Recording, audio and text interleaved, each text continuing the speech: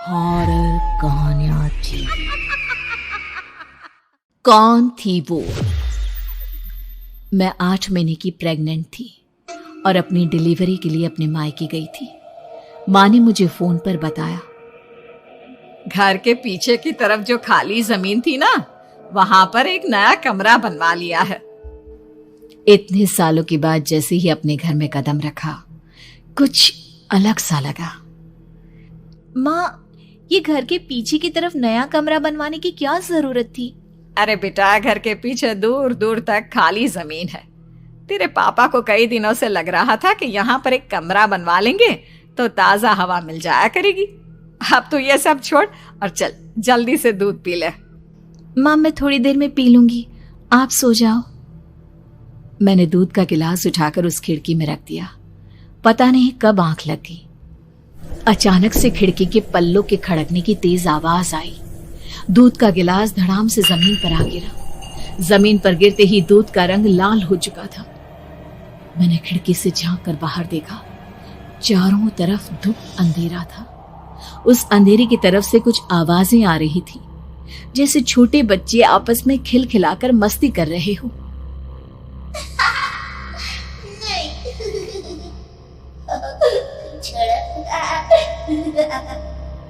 इतनी रात को इतने घनघोर अंधेरे में बच्चों की आवाज कैसे आ रही है? घड़ी में वक्त देखा तो ठीक 12 बजे थे। देखकर मैं सन्न रह गई। बुरी आत्माओं और भूतों की कई कहानियां मैं सुन चुकी थी। वक्त भी कुछ ऐसा ही था। ऊपर से मैं प्रेग्नेंट। सुना था कि ऐसे वक्त में अक्सर बुरी आत्माएं औरतों का पीछा करती है, तो क्या मेरे पीछे भी? पसीने से तरबतर बड़ी मुश्किल से, जैसे कांपते हाथों से मैंने उस खिड़की को बंद किया। जल्दी से जल्दी उस कमरे से बाहर निकलकर माँ के पास जाने के बारे में सोचा, लेकिन जैसे ही दरवाजे की तरफ पलटी, लगा कोई साया हवा की स्पीड से दरवाजे के सामने से गुजर गया। मेरे गले में अटक कर रह गई। मैं जोर से चीख कर माँ को बुलाना चाहती थी, लेकिन वो आवाज खुद मेरे कानों तक नहीं पहुंच पा रही थी। तो माँ तक कैसे पहुंचती?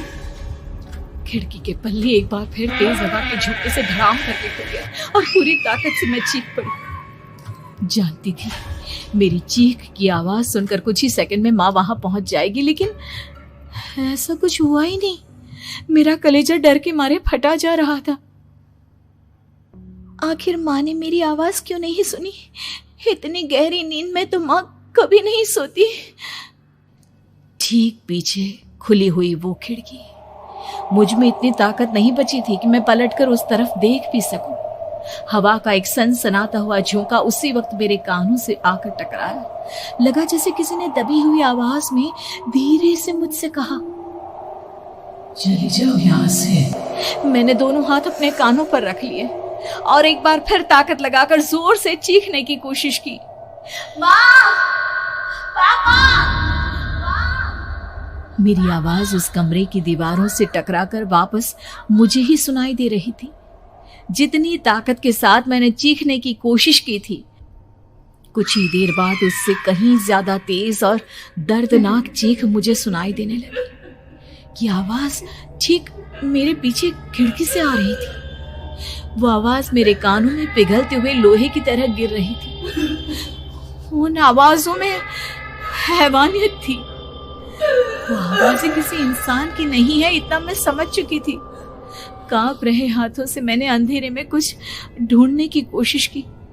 तभी अचानक मेरा हाथ बेड पर रखी टॉर्च पर पड़ा। किसी तरह ताकत लगाकर टॉर्च का बटन ऑन किया, लेकिन ये क्या? सामने दरवाजे पर 3 छोटी लड़कियां खड़ी हुई थी। उनके हाथ में स्टील के चमचमाते हुए चाकू थे। मैं घबराकर लड़खड़ाई और पीछे की तरफ हटी, लेकिन तब तक वो मेरे पास आ चुकी थी। उनकी गर्दन टेढ़ी थी और उनके हाथों के वो चाकू मेरे पेट को निशाना बनाने को तैयार। मैं जोर से चीखी, नहीं, छोड़ दो मेरे बच्चे को, मत मारो, मत मारो, छोड़ दो मेरे बच्चे को। सोनाली, क्या हुआ बेटा? तू इतनी डरी हुई क्यों है? उठ बेटा, क्या हुआ? हड़बड़ाकर मैंने अपनी आंखें खोली। देखा तो दिन निकल आया था। माँ मुझे जगा रही थी। मेरा चेहरा पूरा पसीने से लथपथ था। क्या हुआ बेटा, तुमने कोई बुरा सपना देखा क्या? मैं अभी तक अपने पूरे होश में नहीं थी। वो मेरे बच्चे को मार देगी माँ। वो लड़की मेरे बच्चे को। मैंने घबराकर अपने पेट को छुआ। सब कुछ ठीक था। और वो दूध जो रात को यहाँ पर गिर गया था, उसका रंग लाल हो गया था। माँ ने हंसते हुए दूध का गिलास मुझे दिखाया। तुमने दूध पिया ही नहीं, पूरा का पूरा ऐसे ही रखा हुआ है। तुमसे कहा था ना सोनाली, सेहत के लिए लापरवाही ठीक नहीं बेटा। लेकिन मैंने तो सब कुछ अपनी खुली आंखों से देखा था। ये सपना कैसे हो सकता है?